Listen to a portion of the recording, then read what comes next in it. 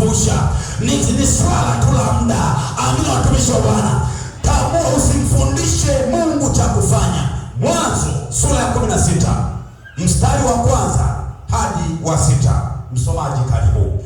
Mwanzo sura ya 16 tutasoma mstari wa kwanza hadi wa 6.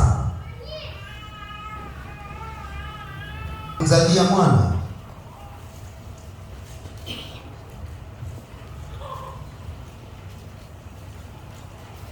Basi Sarai mkewe Abraham hakumzalia mwana, naye alikuwa na mjakazi Misri, jina lake Hajiri.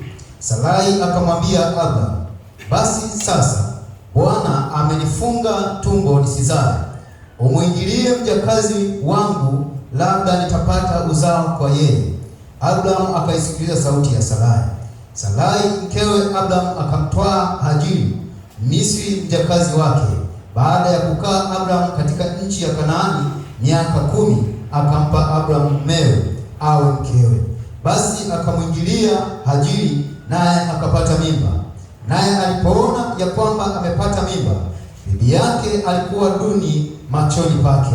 Sarai akamwambia Abraham, ubaya ulionipata na uwe juu yako, nimekupa mjakazi wangu kifuani mwako. Naye alipoona kwamba amepata mimba, mimi nimekuwa duni machoni pake. Bwana na ahukumu kati ya mimi na wewe.